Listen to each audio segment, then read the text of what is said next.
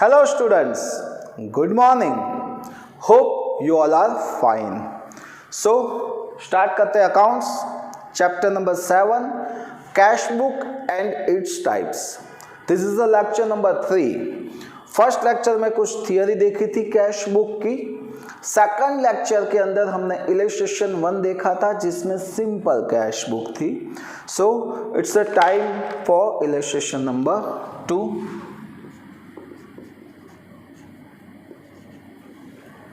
देखते हैं. So prepare 2 column cash book, cash and discount column. So यहाँ पे 2 कॉलम बनाना है. सो सेकंड टाइप है 2 कॉलम कैश बुक. कौन से 2 कॉलम है? First is a discount and second is a cash. Of Shri Girish bhai from the following transaction year 2015 March month. Okay, so हम यहाँ पे कैश बुक बनाएंगे. सो पहले मेन टाइटल लिखते हैं cash book of Shri Girish Bhai. कौन सा ईयर है? For year 2000 for March 2015.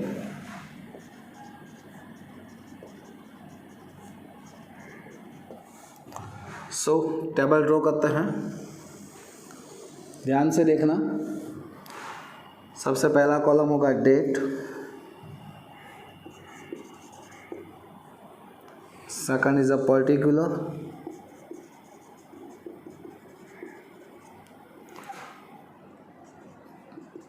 Point number यानी कि रिसिप्ट नंबर, फिर LF, उसके बाद डिस्काउंट का कॉलम लगाएंगे हम, उसके बाद कैश का लगाएंगे,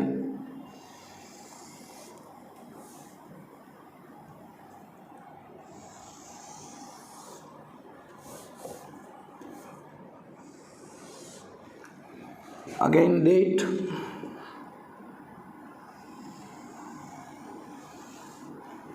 पर्टिकुलर,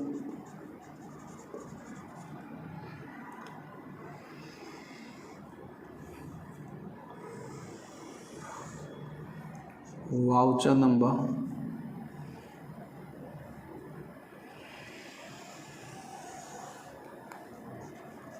LF,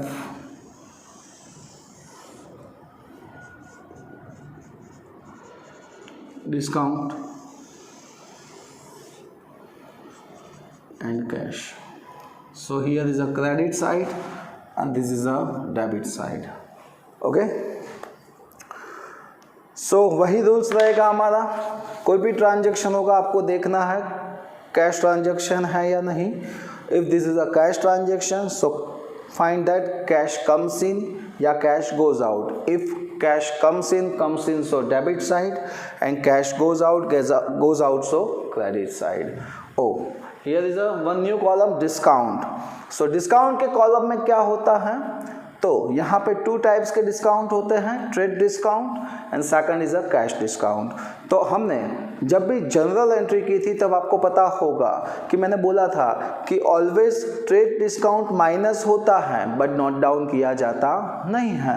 इसलिए यहाँ भी ट्रेड डिस्काउंट माइनस होगा बट लिखा नहीं जाएगा, ओनली कैश डिस्काउंट ही लिखा जाता है. तो ये जो डिस्काउंट का कॉलम है उसमें ओनली कैश डिस्काउंट की अमाउंट ही आएगी, ट्रेड डिस्काउंट की नहीं आएगी. सो सम स्टार्ट करते हैं.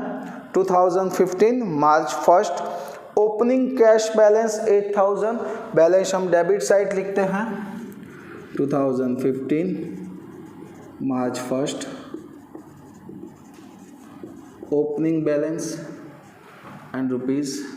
कैश है तो कैश में लिखना है 8000. चलिए next, goods of ₹6000 purchase at 10% trade discount. तो हमने 6000 का गुड्स परचेस किया है 10% TD के साथ, यानी कि 5400 में परचेस किया, गुड्स परचेस किया, गुड्स कम्स इन और उतना कैश गोज आउट यानी कि क्रेडिट साइड. तो क्रेडिट साइड कैश के कॉलम में लिखेंगे 5400. डेट 4 है तो यहाँ पे फॉर लिखेंगे, और परचेस है तो लिखेंगे by purchase account. Okay, next number 7, goods of ₹3000 sold to Praveen for cash at 5% cash discount.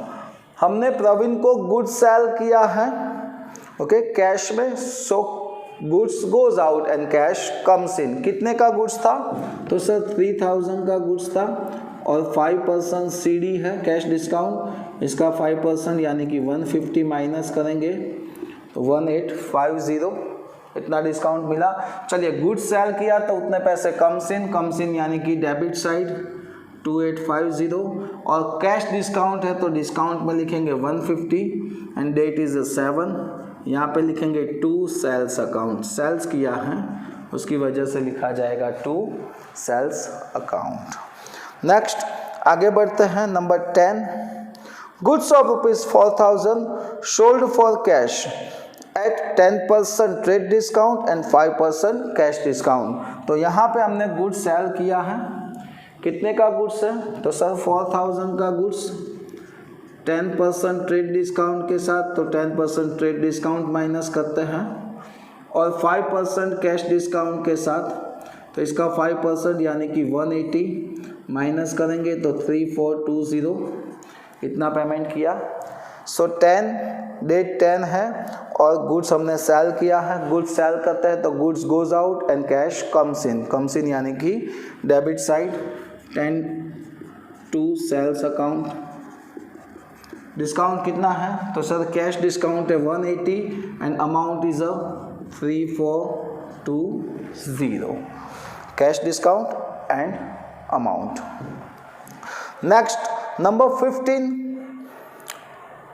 12, furniture of ₹5000 is purchase from Gopal furniture marts.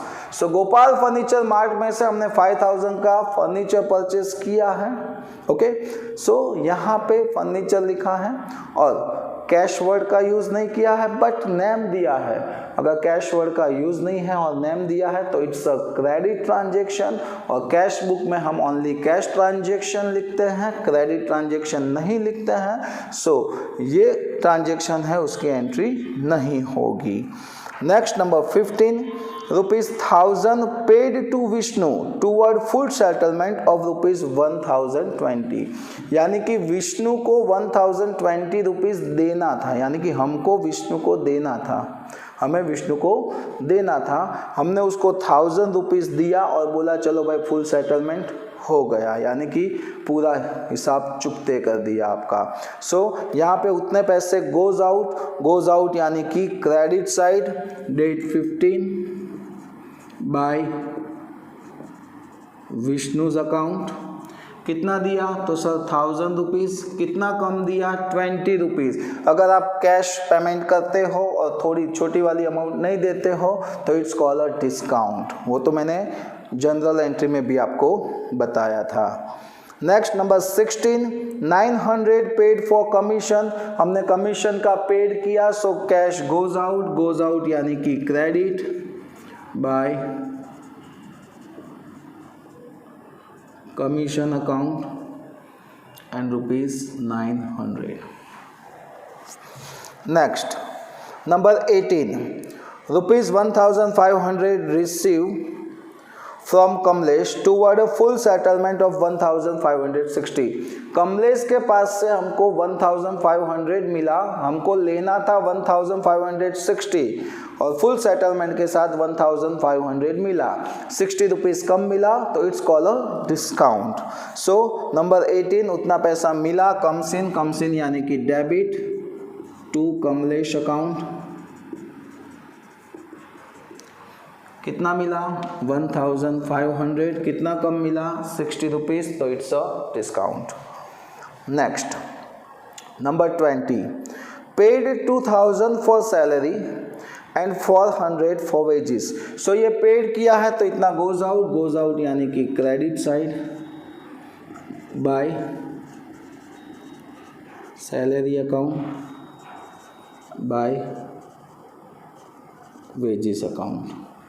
तो सैलरी हमने पेड की है 2000 and wages amount is 400. So ये कैश में लिखा जाएगा, कैश गया इसीलिए. Next number 23. Goods of ₹2000 purchase from Vishwa for cash at 10% trade discount and 10% cash discount. चलिए हमने यहाँ पे गुड्स परचेज किया है, कितने का है? तो सर 2000 का गुड्स है. सो लिखेंगे 2000 का गुड्स माइनस 10% ट्रेड डिस्काउंट यानी कि रिमेनिंग अमाउंट 1800 और 10% कैश डिस्काउंट है 10% CD. इसका 10% 180 माइनस करेंगे तो 1620. तो हमने गुड्स यहाँ पे परचेस किया है. परचेस करते हैं तो goods comes in and cash goes out. Cash goes out यानी कि credit side. Number 23 by purchase account amount is a discount 180 and 1620 cash. Now number 26. Cash of ₹4000 brought in the business.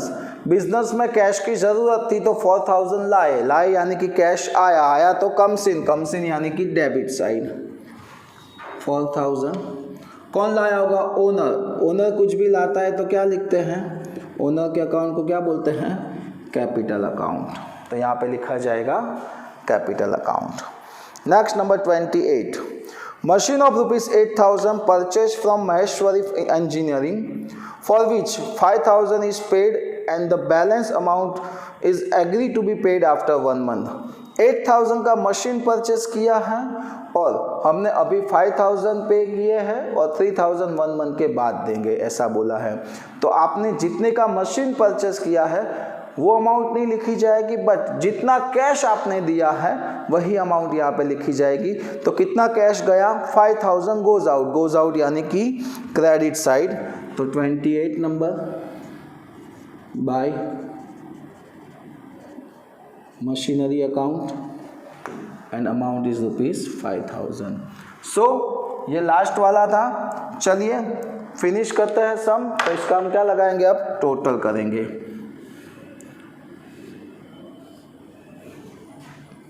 मैंने बोला था always cash होता है तो cash का debit side का ही ज़्यादा रहता है. चलिए टोटल लगाते हैं. 8000 plus 2850 plus 3420 plus 1500 plus 4000. So total amount is 19770.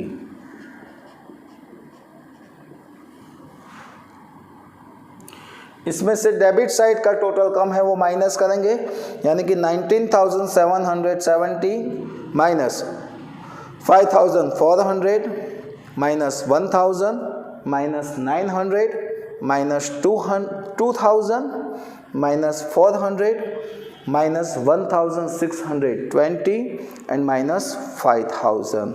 So remaining amount is 3450. So last वाली डेट यानी कि 31 यहाँ पे लिखेंगे बैलेंस कैरी फॉरवर्ड शॉर्टकट में BCF. नेक्स्ट डेट यानी कि मार्च के बाद क्या आएगा? अप्रैल. नेक्स्ट मंथ में फर्स्ट डेट को यहाँ पे लिखेंगे by balance, sorry opening balance and amount is 3450. Okay. Discount का सिर्फ टोटल मारा जाता है, उसका बैलेंस फाइंड नहीं किया जाता. तो इसका टोटल 150 प्लस 180 यानी कि 330 प्लस 60 390 180 प्लस 20 यानी कि 200. तो डिस्काउंट का सिर्फ टोटल लगाया जाता है. ओके. उसका बैलेंस फाइंड नहीं किया जाता. ये था इलस्ट्रेशन नंबर 2. नेक्स्ट में इसके बाद देखते हैं illustration number 3.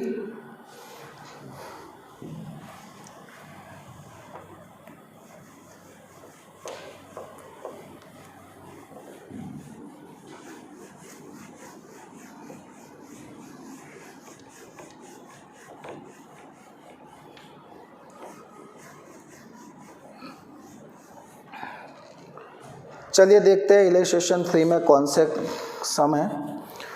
From the following transaction, prepare a cash and bank column or cash book in the book of Gayatri Brothers.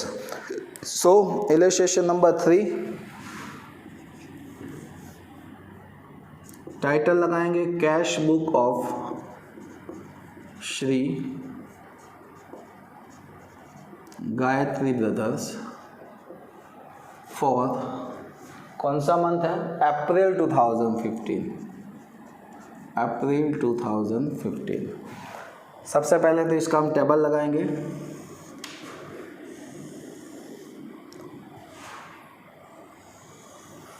Date थोड़ा नीचे गया है,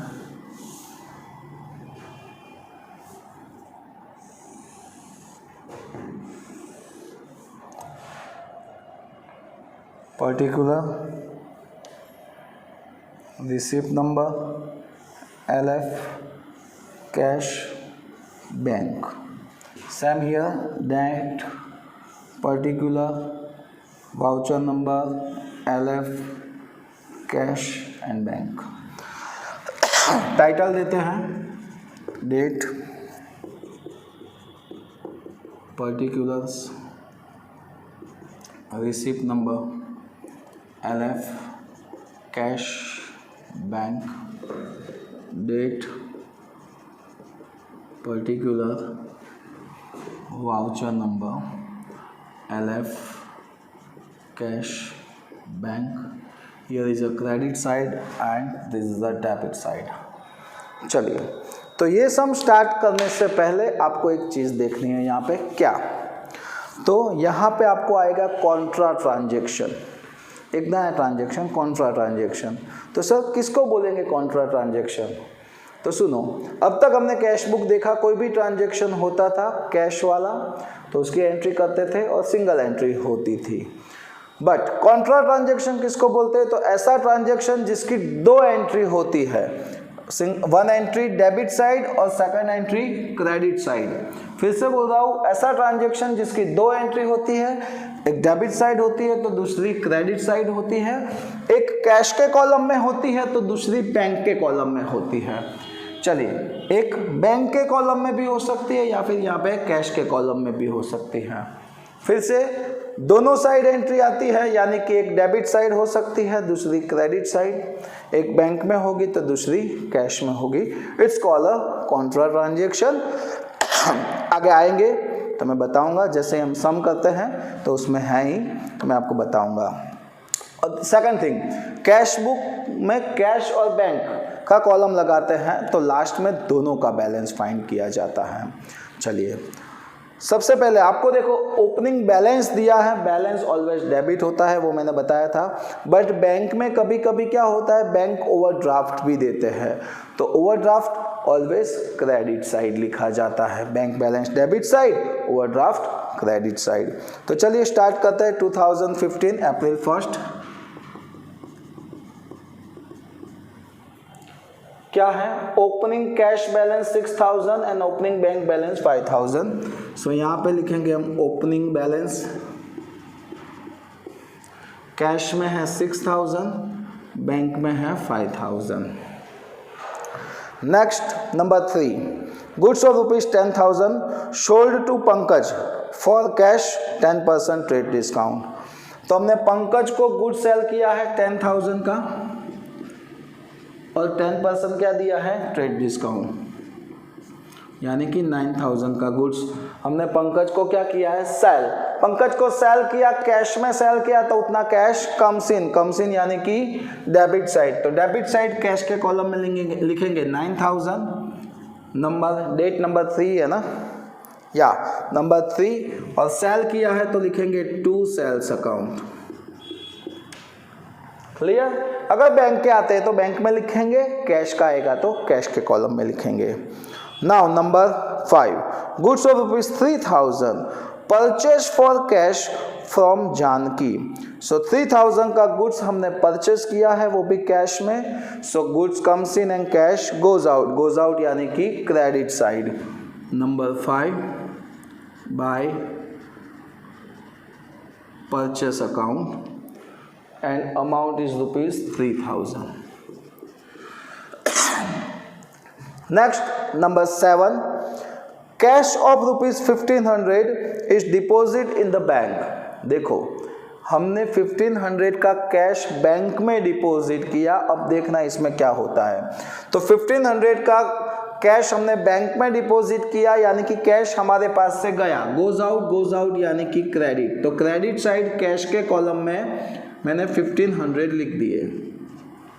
कैश गोज आउट कहाँ गया सर? तो बैंक में गया, तो उतना पैसा बैंक में कम्स इन यानी कि बैंक में debit side. Cash goes out यानी कि कैश में क्रेडिट साइड, बैंक में कम्स इन यानी कि बैंक में डेबिट साइड। डेट 7 देखो दोनों साइड एंट्री हुई, एक कैश में तो दूसरी कहाँ पे हुई? बैंक में हुई। तो it's called a contra transaction, और कॉन्ट्रा ट्रांजेक्शन के लिए LF के अंदर C लिखा जाता है। और 1 मार्क्स का क्वेश्चन है कि कॉन्ट्रा ट्रांजेक्शन होती है उसका लेदर पोस्टिंग नहीं किया जाता है। याद रखना 1 मार्क्स का क्वेश्चन है, कौन से ट्रांजेक्शन का लेदर पोस्टिंग नहीं होता है कैश बुक में? तो कॉन्ट्रा ट्रांजेक्शन का। अब यहाँ पे क्या लिखेंगे? तो देखो ये अमाउंट कैश में लिखी है तो यहाँ पे लिखेंगे by bank account, opposite name. यहाँ पे बैंक में लिखी है तो लिखेंगे to cash account, opposite name. Okay, so पहले आपको अमाउंट फिलअप करनी है। कैश कम्स इन तो debit side, cash goes out तो क्रेडिट साइड। बैंक में पैसे कम्स इन तो डेबिट साइड, बैंक में पैसे गोज आउट तो क्रेडिट साइड। जो भी सेट हो रहा है वो कीजिए, फिर कॉन्ट्रा ट्रांजेक्शन लिखिए। और अगर बैंक के कॉलम में लिखा है तो पर्टिकुलर में लिखिए कैश, कैश के कॉलम में लिखा है तो लिखिए bank. Number 9, stationery expense of ₹1000 and salary of ₹3000 paid by cheque. So हमने ये पेड किया है बाय चेक यानी कि उतने पैसे बैंक में से जाएंगे, बैंक में से गोज आउट यानी कि क्रेडिट साइड। नंबर 9 कौन कौन सा है? First is a stationery,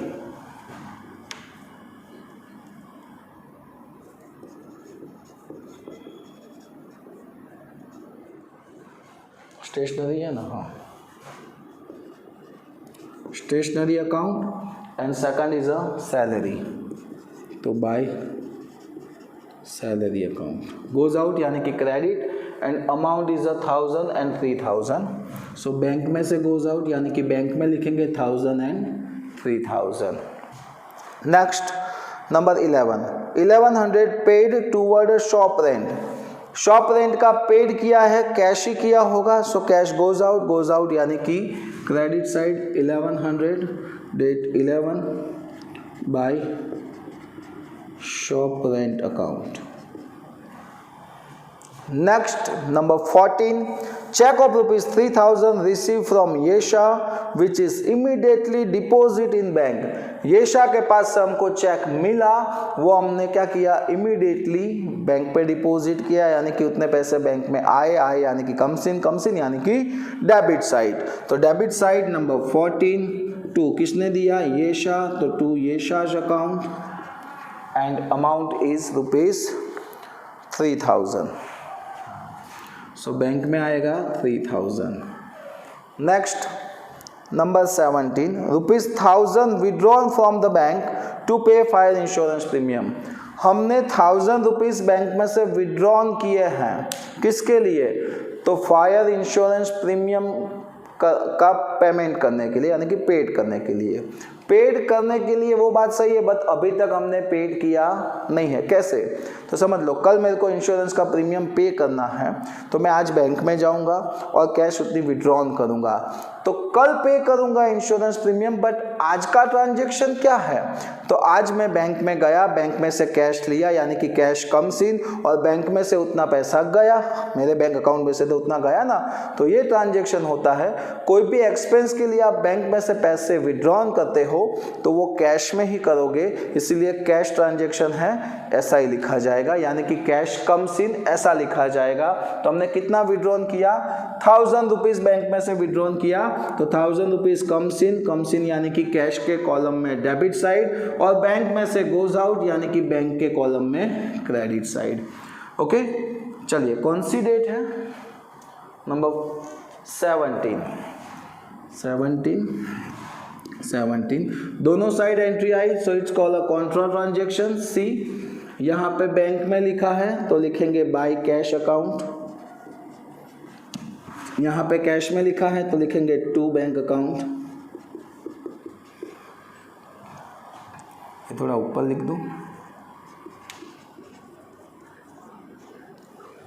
next number 21, furniture of ₹800 purchased from household and the check for the necessary amount is issued from the bank account of the business। हमने घर के लिए फर्नीचर परचेस किया है और वो पैसा हमारे बिजनेस के बैंक अकाउंट में से दिया है, यानी कि उतना पैसा बैंक में से तो गोज़ आउट यानी कि क्रेडिट साइड कितना रुपीस, तो सर 800। और घर के लिए एक्सपेंस किया है, डेट 21 है, घर के लिए फर्नीचर लिया है तो इट्स कॉल्ड अ ड्राइंग, सो लिखेंगे drawings account. Next 23, fire insurance premium paid. आया ना, पहले हमने वो कैश जो बैंक में से उठाया था अब वो पेड कर रहे हैं, तो इतना पैसा हम पेड कर रहे हैं तो कैश गोज आउट यानी कि credit side 1000 rupees by insurance premium account. Next number 27, place an order with Akbar Bhai to supply of goods of ₹5000, यानी कि हमने अकबर भाई को ऑर्डर दिया है 5000 का गुड्स देने का। Okay, but order is a non economical transaction, so इसको यहाँ पे नोट डाउन नहीं किया जाएगा। ये लास्ट वाला था। चलिए अब it's a time for total का, तो हम टोटल करेंगे।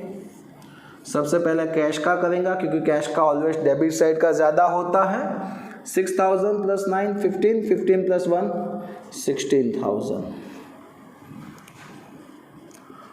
16,000 में से ये सारा माइनस ये कितना है 3000, 1500 यानी कि 4500 प्लस 1100 यानी कि 5600 एंड 6600। 16,000 में से 6600 माइनस करेंगे तो remaining amount is 9400। Last date 30, balance carry forward. चलिए अप्रैल के बाद आएगा मई 1, ओपनिंग बैलेंस कैश का आया 9400। अब बैंक का लगाएंगे तो देखो बैंक का भी डेबिट साइड का ही ज़्यादा है। 3000 + 5 8 + 1500 यानी कि 9500।